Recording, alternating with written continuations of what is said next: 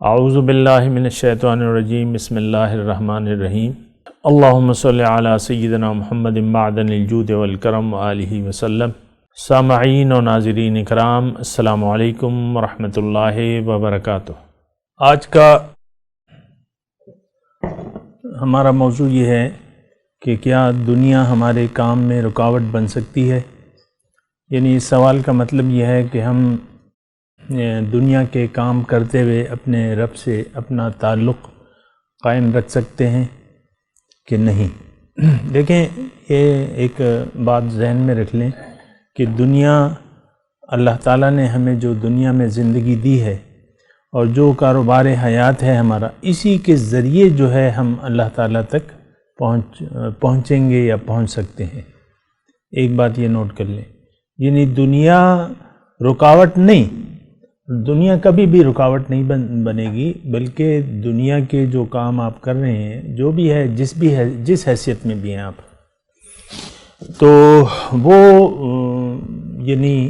وہ بلکہ امداد کریں گے آپ کی اللہ تعالیٰ کے راستے میں۔ اور یہ ایک اور بات، یعنی اس کو بھی آپ نوٹ کر لیں کہ دنیا یعنی ایک لفظ میں اس بات کو سمیٹ رہا ہوں کہ دنیا میں آپ کا آنا دربار خداوندی میں پہنچنے کا ذریعہ ہے۔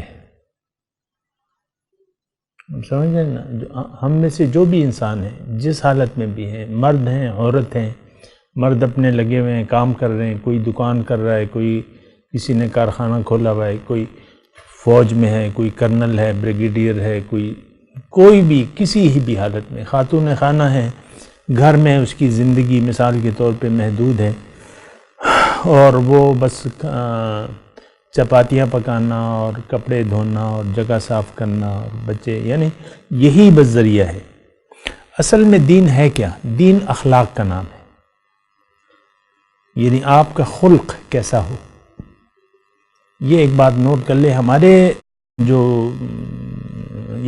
ذہن میں ایسا نہیں ہے، یعنی جیسا کہ میں کہہ رہا ہوں، بلکہ ہم کسی اور طریقے سے سوچتے ہیں۔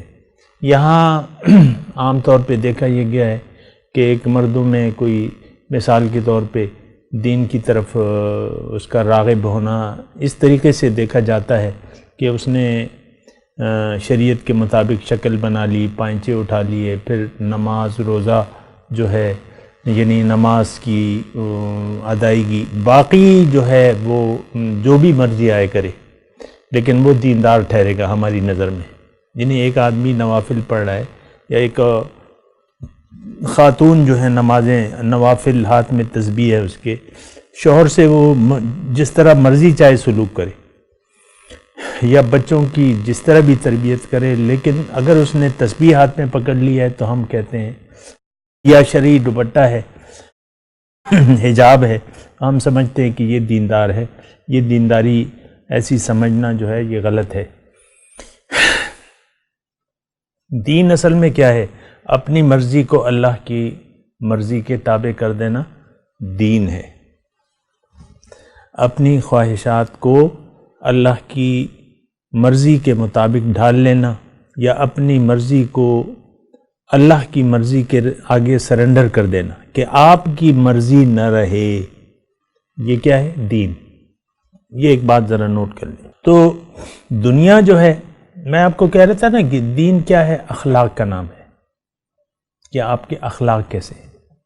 خود اپنے ساتھ اخلاق تو خود آپ کے اپنے ساتھ بھی ہو سکتے ہیں نا، کہ آپ کس طرح اپنی ظاہری شخصیت کو سجاتے ہیں، بناتے ہیں، اور پھر آپ گھر میں آپ کے اخلاق کیسے ہیں، خاوند کے بیوی کے ساتھ، بیوی کے خاوند کے ساتھ اخلاق کیسے ہیں، یا تربیت بچوں کی وہ کس طریقے سے تربیت کر رہی ہے، آیا دنیا کے لحاظ سے یا دین کے لحاظ سے۔ عام طور پہ تو ایسا نہیں ہوتا، بلکہ ہم نے بچوں کو جو ہے کھلی چھٹی دے دی ہوتی ہے، جو مرضی آئے کرے، جس طرح مرضی آئے وہ کہے، لیکن نہیں، بچوں کو پابند بنانا چاہیے۔ یعنی اتنی کھلی چھٹی نہیں دینی چاہیے کہ وہ ان کو اللہ یاد ہی نہ رہے اور ان کو اخلاق سے کوئی واسطہ ہی نہ رہے۔ تو یہ دین، میں آپ کو کہہ رہا تھا کہ دین اصل میں اخلاق کا نام ہے۔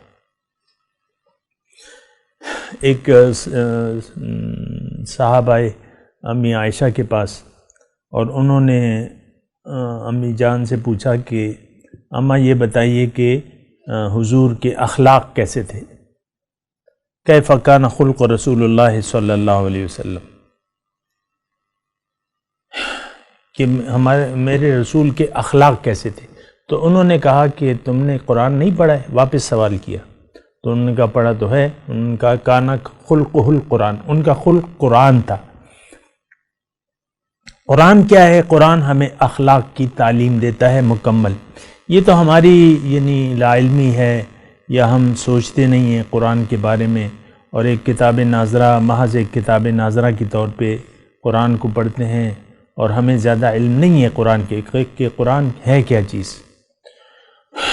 بہرحال قرآن جو بھی ہے، لیکن یہ ایک اخلاق کو سکھاتا ہے. یعنی ان میں سے ایک بات یہ ہے کہ آپ کے اخلاق، آپ قرآن کی روشنی میں اپنے اخلاق کو مکمل درست کر سکتے ہیں، یا آپ کا اخلاق قرآن کے مطابق ہونا چاہیے.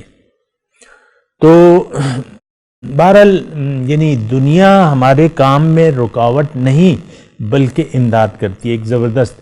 اگر یہ زندگی ہمارے پاس نہ ہوتی نا تو کبھی بھی ہم اللہ کے قریب نہیں ہو سکتے تھے. اگر یہ زندگی اور یہ حالات کار نہ ہوتے،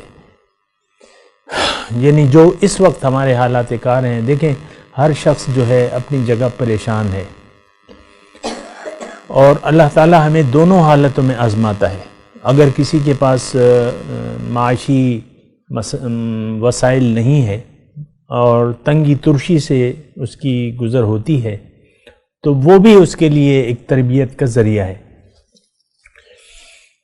مثال کے طور پہ کسی کی شادی نہیں ہو رہی، شادی ہو گئی، بچے نہیں ہو رہے، بچے ہو گئے، گھر نہیں ہے، کرائے کا گھر ہے، اور کھانے کے لالے پڑے میں، یہ سارے حالات جو ہیں یہ اس میں اللہ تعالیٰ آپ کو آزما رہا ہے. یہ آپ کا امتحان ہے کہ آپ تمام حالات کو اللہ تعالیٰ کی طرف سے سمجھیں، نمبر ایک. پھر ان حالات پر راضی رہیں، خوش رہیں. کبھی گلہ آپ کے منہ سے حالات کا نہ ہو.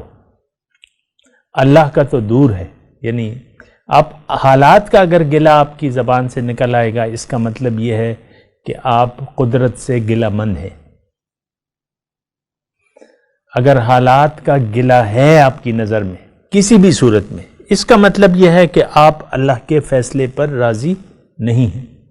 جب آپ اللہ کے فیصلے کو قبول نہیں کرتے تو اس کا مطلب یہ ہے کہ آپ کی ترقی مشکل ہے، آپ کی روحانی ترقی مشکل ہے. آپ جس مقصد کے لیے آئے ہیں وہ اللہ تعالیٰ نے ہمیں قرآن میں واضح طور پہ فرما دیا ہے کہ وَنَبْلُوكُمْ بِالشَّرِّ وَالْخَيْرِ فِتْنَةً، کہ خیر اور شر دونوں طریقوں سے میں تمہاری آزمائش کرتا ہوں. تو امتحان میں جو بھی سوالات آ جائیں آپ کو، یعنی اس میں چوائس آپ کو ملتی ہے نا کہ بھئی 15 سوالات ہیں، 10 سوالات کے جوابات دینے ہیں، تو آپ اپنی آسائش کے مطابق سوالات منتخب کر لیں اور اس کے جوابات دیں، تیار ہے. تو پھر مطلب یہ ہے کہ کام ٹھیک ہو جائے گا. ایک تو ہماری مسئلہ یہ ہے کہ ہم اس زندگی کو امتحان نہیں سمجھتے، حالانکہ یہ ساری زندگی جو ہے موت تک یہ ایک امتحان ہے. اس میں مخالف یعنی ایسے آپ کو اللہ تعالیٰ حالات سے دوچار کرے گا جو آپ کے لیے ایک امتحان ہوں گے. یہ بات ذرا نوٹ کر لیں. اللہ تعالیٰ اپنے بندوں کو ان کی طاقت کے مطابق ان پر حالات وارد کرتا ہے امتحان کی غرض سے. اور جو اب جس کے ذہن میں دنیا امتحان کی جگہ نہیں ہے بلکہ آرام و آسائش سے رہنے کی جگہ ہے، وہ تو ہر قسم کے حالات میں جو ہے پریشان ہوگا. جس شخص کا بھی رابطہ اس طریقے سے کٹ گیا اپنے مولا سے کہ اس نے اپنے رب کی مقصد کو جانا ہی نہیں کہ اس نے آپ کو یہ زندگی کیوں دی ہے، تو وہ پھر پریشانیاں اس کا مقدر رہیں گی. یہ بات نوٹ کر لیں. تو زندگی کیا ہے؟ یہ ایک امتحان ہے. اس کے بارے میں تھوڑی سی اور بات کریں گے اگلی نشست. وآخر دعوانا ان الحمد للہ رب العالمین۔ مولاي صل وسلم دائما ابدا على حبيبك خير الخلق كلهم